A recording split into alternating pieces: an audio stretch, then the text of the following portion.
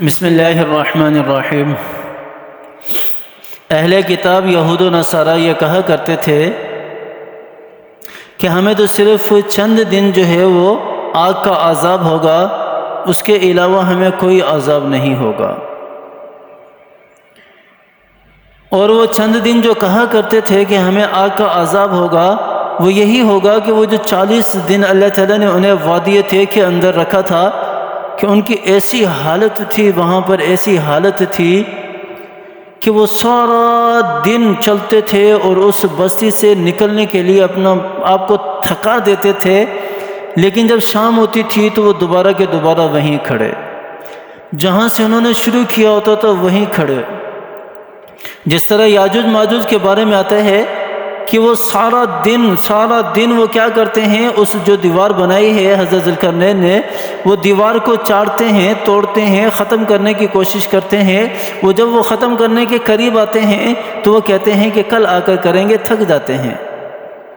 تو یاجوج ماجوج کے بارے میں آتا ہے، یہ انشاءاللہ کی برکت اس میں ہے کہ وہ اپنے کسی بیٹوں کا انشاءاللہ نام رکھیں گے، اور جب وہ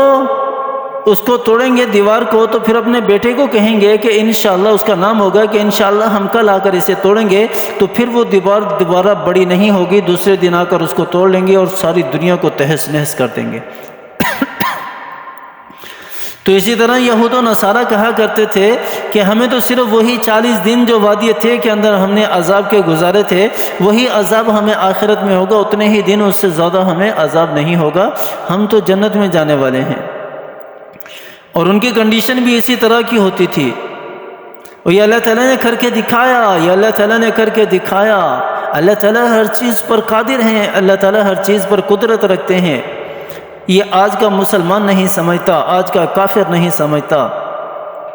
اللہ تعالیٰ نے کیا ارشاد فرمایا، أَلَمْ تَرَ إِلَى الَّذِينَ أُوتُوا نَصِيبًا مِنَ الْكِتَابِ يُدْعَوْنَ إِلَى كِتَابِ اللَّهِ لِيَحْكُمَ بَيْنَهُمْ ثُمَّ يَتَوَلَّى فَرِيقٌ مِّنْهُمْ وَهُمْ مُعْرِضُونَ کہ جب اہل کتاب کو قرآن کی طرف بلایا جاتا ہے، اللہ تعالیٰ کی آسمانی کتاب کی طرف بلایا جاتا ہے، یدعون الی کتاب اللہ لیحکم بینہم، تاکہ ان کے درمیان فیصلہ ہو جائے کہ کون سچا ہے کون جھوٹا ہے، تو کیا کرتے تھے، ان میں سے ایک جماعت اپنے آپ کو الگ کر لیتی تھی، اعراض کر لیتی تھی، پھر جاتی تھی کہ ہم تو اس قرآن کو نہیں مانتے، ہم تو اس قرآن کی طرف نہیں جائیں گے، ہم تو اس کو مانتے ہی نہیں ہیں۔ اور یہ سارا عناد کی وجہ سے کرتے تھے، عناد کی وجہ سے۔ کیونکہ اللہ تعالیٰ نے دوسری جگہ قرآن پاک کے اندر ارشاد فرمایا، الذین یعرفونہ کما یعرفون ابناءہم، اللہ تعالیٰ کیا ارشاد فرمانے کہ یہ اہل کتاب آپ صلی اللہ علیہ وسلم کو اس طرح جانتے اور پہچانتے تھے جس طرح اپنی اولاد کو جانتے اور پہچانتے ہیں، کہ جس طرح ایک شخص اپنی اولاد کو دیکھ کر کہتا ہے کہ ہاں یہ میرا بیٹا ہے، ہاں یہ میری بیٹی ہے، ہاں یہ میری اولاد ہے، وہ بھول نہیں سکتا، اس طرح یہ اہل کتاب آپ صلی اللہ علیہ وسلم کو جانتے بھی تھے اور پہچانتے بھی تھے۔ لیکن ایمان کیوں نہیں لاتے تھے؟ عناد کی وجہ سے کہ اللہ تعالیٰ نے آخری نبی ہم میں سے کیوں نہیں بھیجا، ہم انتظار کر رہے تھے کہ آخری نبی ہم میں سے آئے گا۔ یہودی اس طرح کہا کرتے تھے اور عیسائی بھی اس طرح کہا کرتے تھے کہ ہم انتظار کر رہے تھے کہ آخری نبی ہم میں سے آئے گا، تو اللہ تعالیٰ نے ہم میں سے آخری نبی کیوں نہیں بھیجا؟ اور یہ جو اعراض کرنے والا گروہ ہے، یہ کیا کہہ رہا ہے، ذَلِكَ بِأَنَّهُمْ قَالُوا لَن تَمَسَّنَا النَّارُ إِلَّا أَيَّامًا مَّعْدُودَاتٍ، یہ اس وجہ سے کہتے ہیں کہ ان کا عقیدہ، ان کا ذہن یہ بنا ہوا تھا کہ ہمیں تو جہنم کی آگ جو ہے وہ چند دن چھوئے گی، بس چند دن کے لیے ہمیں جہنم میں رکھا جائے گا۔ اور اللہ تعالیٰ کیا فرما رہے ہیں، وَغَرَّهُمْ فِي دِينِهِمْ مَا كَانُوا يَفْتَرُونَ، اور ان کے دین نے ان کو دھوکے میں ڈال دیا، یہود و نصارہ کو دھوکے میں ڈال دیا، وہ جھوٹ باندھے پھر رہے ہیں، اور یہ جھوٹ ہے جو کہتے ہیں کہ ہمیں کچھ مدت کے لیے عذاب ہوگا۔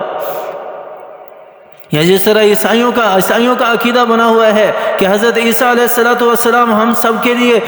کے لیے صلیب پہ چڑھ گئے، نعوذ باللہ۔ کیسا عجیب عقیدہ ہے،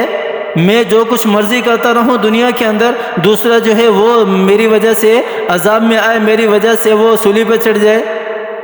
عقل میں آنے والی بھی بات ہے یہ؟ وَمَن يَعْمَلْ مِثْقَالَ ذَرَّةٍ خَيْرًا يَرَهُ وَمَن يَعْمَلْ مِثْقَالَ ذَرَّةٍ شَرًّا يَرَهُ، اور جو ذرہ برابر بھی نیکی کرے گا یا ذرہ برابر بھی بدی کرے گا کل اس کا بدلہ دیا جائے گا۔ وَلَا تَزِرُ وَازِرَةٌ وِزْرَ أُخْرَى، اور کوئی دوسرا کسی دوسرے کا بوجھ نہیں اٹھائے گا، کوئی دوسرا کسی دوسرے کا بوجھ نہیں اٹھائے گا، ہر ایک اپنا اپنا بوجھ کل قیامت والے دن اٹھائیں گے، قیامت والے دن اپنا اپنا بوجھ اٹھائیں گے۔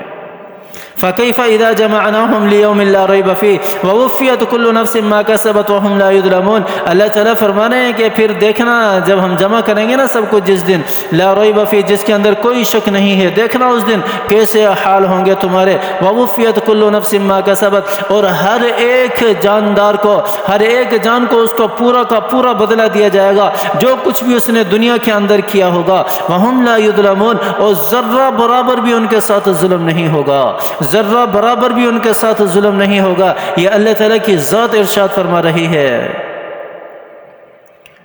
تو میرے بھائیو اور دوستو بزرگوں، آج ہمارا ذہن بھی کچھ اسی طرح کا بن چکا ہے کہ ہم تو آپ صلی اللہ علیہ وسلم کے کلمہ گو ہیں، ہم تو آپ صلی اللہ علیہ وسلم کا کلمہ پڑھنے والے ہیں، ہمیں تو جہنم چھوئے گی بھی نہیں،